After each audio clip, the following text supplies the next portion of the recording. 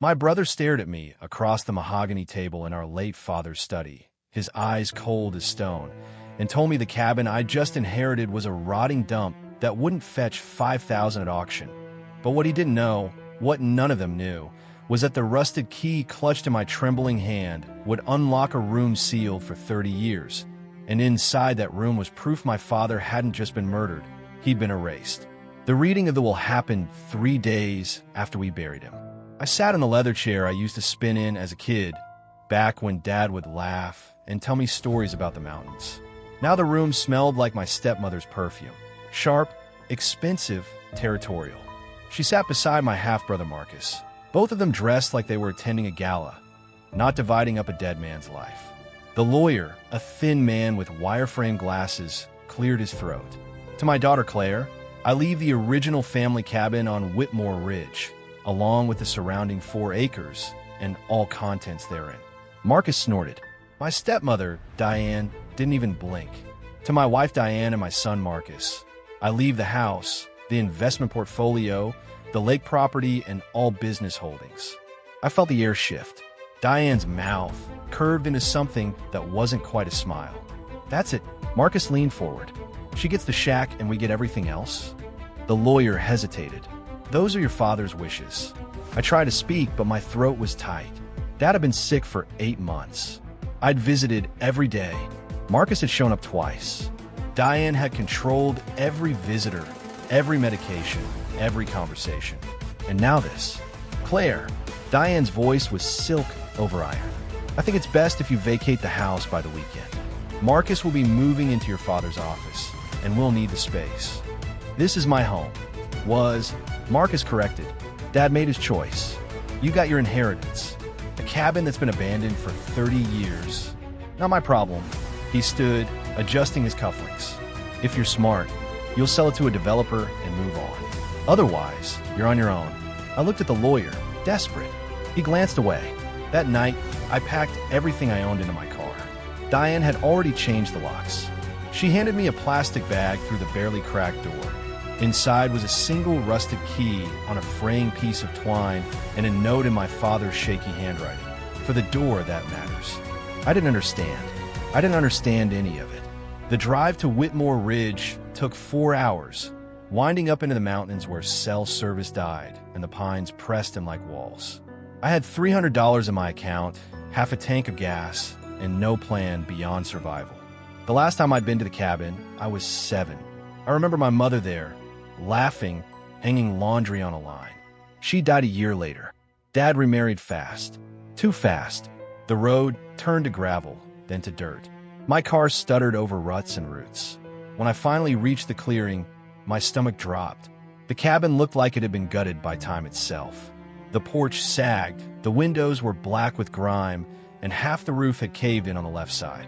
Vines crawled up the walls like veins. The door hung crooked on its hinges. I sat in the car for a long time, staring. Then I got out. The air smelled like wet wood and pine rot. The wind pushed through the trees with a low moan. I climbed the porch steps carefully. They creaked but held. The front door was unlocked. It swung open with a groan. Inside was worse. Dust coated everything.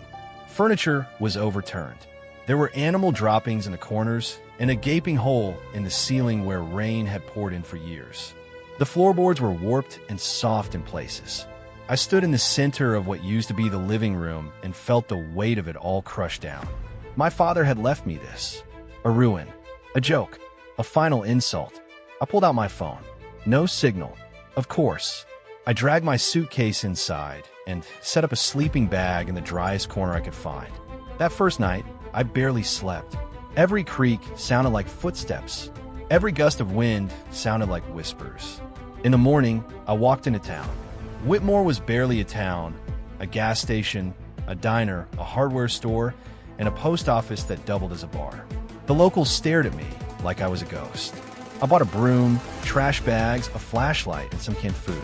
The cashier, a woman in her 60s with sharp eyes and sharper cheekbones, studied me. "You're Bill's daughter." I nodded. "Heard you inherited the Ridge property." News travels fast. Small town. She bagged my items slowly.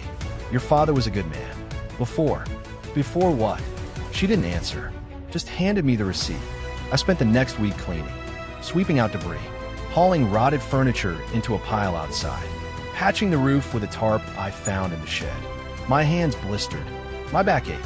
I cried twice, once out of exhaustion, once out of rage. But slowly, the cabin started to breathe again. On the 8th day, a truck pulled up. A man in his 50s stepped out. Broad shoulders, weathered face, work boots caked in mud. Name's Sam Havers. I do contracting work around here. Heard someone was trying to fix up the ridge cabin. I wiped sweat from my forehead. That's me. He looked at the tarp, the pile of junk, the sagging porch. You planning to live here? Don't have much choice. He nodded. I knew your dad. Long time ago. If you need help, I'm in town most days. It was the first kindness I'd felt in weeks. I almost cried again. Thank you. He tipped his hat and left. That night, a storm rolled in. Rain hammered the roof, and the tarp flapped like a trapped bird. I was hauling a bucket under a new leak when I heard it, a sound underneath the rain. A low, rhythmic thud. I froze. It was coming from below. I'd assumed the cabin had no basement. The floor was solid, but the sound persisted, like something heavy shifting beneath the boards. I grabbed the flashlight and crouched low, pressing my ear to the floor. The thumping stopped. Then, faintly, I heard it again, farther to the left, near the old stone fireplace. I crawled over. The hearthstones were massive, blackened with soot. I ran my hands along the edges, and that's when I felt it, a groove, a seam. The stones weren't mortared. They were set. I wedged my fingers into the gap and pulled. One of the stones shifted, then another. Beneath them was a wooden hatch, barely visible, with an iron pull ring and a keyhole. My heart slammed in my chest. I fumbled for the rusted key Dad had left me.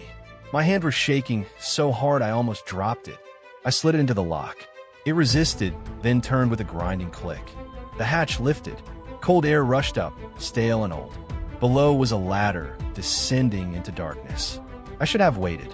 I should have called someone. But I didn't. I climbed down. The chamber below was small, maybe 10 by 12 feet, and lined with concrete. It was dry, preserved. A single overhead bulb hung from a wire. I pulled the chain, and it flickered to life. The room was full. Filing cabinets, boxes, a desk with a typewriter, shelves lined with journals, ledgers, and binders.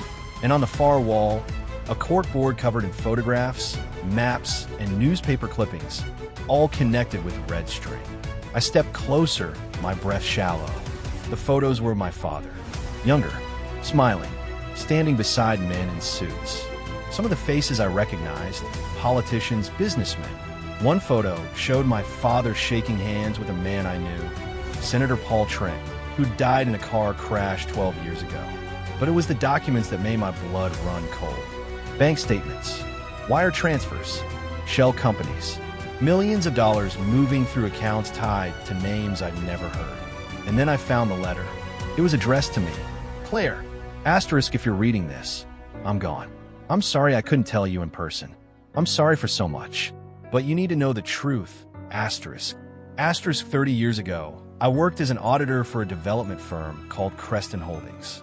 I found discrepancies, money laundering, bribery, illegal land deals. I reported it. They tried to silence me. Your mother died 3 months later. The police said it was an accident. I knew better, asterisk. Asterisk, I took everything I could, records, evidence, copies of transactions. I hid them here. I've been afraid ever since. I remarried to protect you. I kept you away from this place to keep you safe. But Diane isn't who you think she is. Neither is Marcus, asterisk. Asterisk, they're connected to the same people I tried to expose. I didn't realize it until it was too late. By the time I got sick, I knew they'd make sure I didn't recover. Asterisk. Asterisk, everything you need is in this room. Use it. Trust no one but Sam Havers. He helped me build this chamber. He's the only one who knows. Asterisk. Asterisk, I'm sorry I left you with so little. But you're stronger than you know. Asterisk. Finish what I started. Dad. I sat on the cold floor and read it 3 times. My hands were numb. My mind was racing. My mother hadn't died in an accident. My father had been murdered. And Diane had poisoned him slowly over months while I watched. The cabin wasn't a consolation prize. It was a weapon. I climbed back up the ladder and shut the hatch. My phone still had no signal, but I knew what I had to do. I drove into town at dawn, straight to Sam Haver's workshop. He opened the door in a flannel shirt, coffee in hand. "Claire," he told me to trust you. His face changed. He set down the mug. "You found it. All of it." He exhaled slowly. "Then we need to move fast." We went back to the cabin together. I showed him everything. He stood in the chamber for a long time, arms crossed, jaw tight. "Your dad spent years collecting this. He was going to go public, but they scared him off after your mom. Then Diane showed up, and he thought maybe he could keep you safe by playing along. They killed him." "Yeah, they did. What do we do?" Sam looked at me. "You take this to someone who can't be bought. Federal prosecutor, maybe, or a journalist with reach. But you gotta be smart. These people have money, connections. They'll come after you the second they know. They already think I'm broke and desperate. Let them." He almost smiled. "You sound like him." We spent the next 2 days cataloging everything. I scanned documents, photographed the corkboard, built a digital file, and uploaded it to 3 separate cloud accounts. Then I contacted a journalist in the city, a woman named Monica Reyes who'd broken a corruption case 2 years prior. She agreed to meet. But before I could leave, my phone buzzed. A text from Marcus. "Asterisk, heard you're still at the cabin. Sell it yet?" Asterisk. I didn't reply. An hour later, another text. Asterisk, we're coming up to talk. Tomorrow. Don't make this difficult. Asterisk. My stomach turned. Sam saw my face. "What? They're coming here." Then we set the trap. That night, we moved all the critical documents off-site. Sam took them to a safety deposit box 2 towns over. I kept only copies in the cabin, along with a recorder Monica had sent me. The next afternoon, a black SUV pulled up. Diane stepped out first, sleek and cold in a gray coat. Marcus followed, hands in his pockets, smirking. I met them on the porch. "Claire." Diane's smile didn't reach her eyes. "You look tired." "I'm fine." Marcus glanced at the cabin. "This place is worse than I thought. You should take our offer." "What offer?" Diane handed me a folded paper. "We'll buy the property from you. 20,000. Cash. You sign today. We'll have it transferred by the end of the week." I unfolded the paper. It was a quitclaim deed. "This land is worth more than 20,000. "Not in this condition," Marcus said. Diane's voice sharpened. "Your father left you a..." "Claire, we're trying to help." I looked her in the eyes. "You poisoned him." The air went still. Marcus laughed. "What?" "You gave him something. Over months. Made it look like the cancer was spreading. But it wasn't just the cancer, was it?" Diane's face didn't move, but her pupils dilated. "You're grieving. You're not thinking clearly." "I'm thinking perfectly clearly." She took a step forward. "Sign the deed." "No." Marcus moved toward the door. "We're going inside." "Get off my property." He shoved past me. Diane followed. I didn't stop them. I wanted them inside. They stepped into the main room. Marcus looked around, sneering. "You actually think you can live here?" "I found the chamber." Diane froze. Marcus turned slowly. "What chamber?" I smiled. "The one Dad built 30 years ago. The one with all the records. Bank transfers. Shell companies. Names. Dates. Photos. Everything he collected on Creston Holdings. Everything that connects you, Diane, to the people who killed my mother." Her face went white.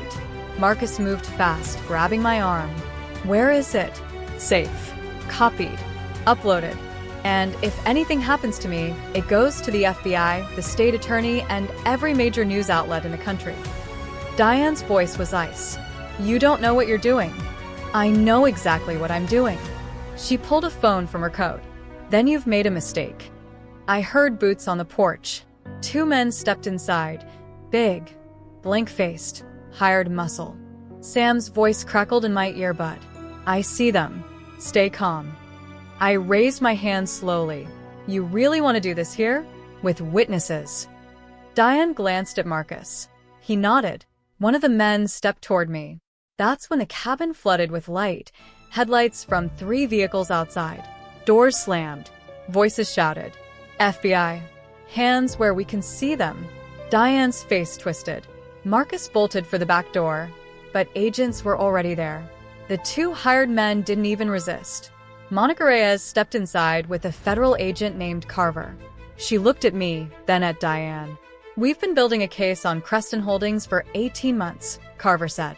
"Your father's records just became the keystone. And you," he looked at Diane, "you're under arrest for conspiracy, fraud, and suspicion of murder." Diane didn't say a word as they cuffed her. Marcus screamed about lawyers. The hired men were silent. I stood in the center of the cabin, shaking, and Sam stepped inside. He put a hand on my shoulder. "You did it." I nodded. I couldn't speak. Monica approached. "I'll need a full interview, but off the record. You just took down a network that's been operating for 3 decades. Your father would be proud." I looked around the cabin. The cracked walls, the warped floor, the hidden hatch beneath the hearthstones. It wasn't a ruin. It was a monument. 3 months later, the case went public. Diane and Marcus were indicted on 12 counts. Assets were frozen. The Creston network collapsed. I testified twice. The media called me brave. I didn't feel brave. I felt tired, but I kept the cabin. I hired Sam to help me rebuild it. New roof, new windows, reinforced floors. We left the chamber intact, turned it into an archive. I planted flowers where my mother used to hang laundry. On the anniversary of Dad's death, I stood on the porch and looked out over the ridge. The mountains were quiet. The sky was clear. I pulled the rusted key from my pocket and smiled. He'd left me everything that mattered. If this story reminded you that the truth is stronger than any lie, hit that like button and subscribe for more stories of justice, survival, and courage. Share this with someone who needs to hear it and drop a comment letting me know what you think. Thanks for watching.